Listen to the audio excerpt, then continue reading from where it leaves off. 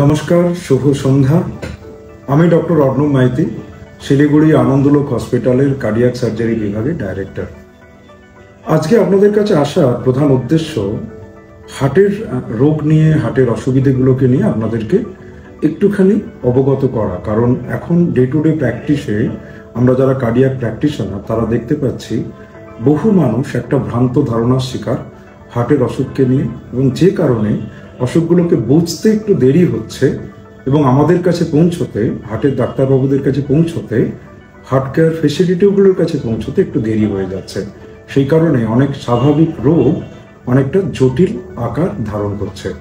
So আমার বারবারই মনে হয়েছে বিভিন্ন মাধ্যমে যতটা আপনাদের কাছে এসে পৌঁছানো যায় ততটা আমি একটু চেষ্টা করব।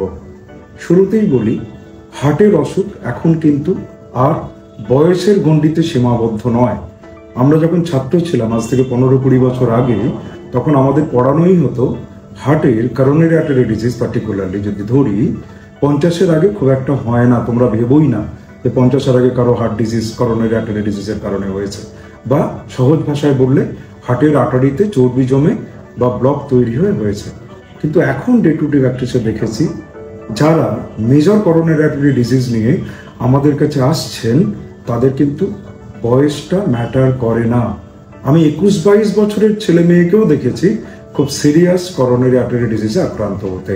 সো আমার আপনাদের কাছে একটাই অনুরোধ, যদি সমস্যা থাকে যেগুলো আপনারা এতদিনে সবাই জানেন, হার্টের অসুবিধার সমস্যা, বুকে ব্যথা, বুক ধড়পড়, অহেতুক শ্বাসকষ্ট হওয়া, একটুতেই হাঁপিয়ে ওঠা, এই ধরনের সমস্যা থাকলে প্লিজ আপনার কাছাকাছি কোনো কার্ডিওলজিস্ট বা কার্ডিয়াক স্পেশালিস্ট বা জেনারেল ফিজিশিয়ান কাউকে একটা যোগাযোগ করুন, সো দ্যাট রোগটাকে আমরা একটু আর্লি ডিটেক্ট করতে পারি। কারণ এই ধরনের ভারী অসুখকে রোধকরণ এবং তার ক্ষেত্রে যে মৃত্যুগুলো হতে পারে সেগুলোকে প্রিভেন্ট করার একটাই রাস্তা, early detection and proper treatment. Thank you so much. ভালো থাকুন সকলে।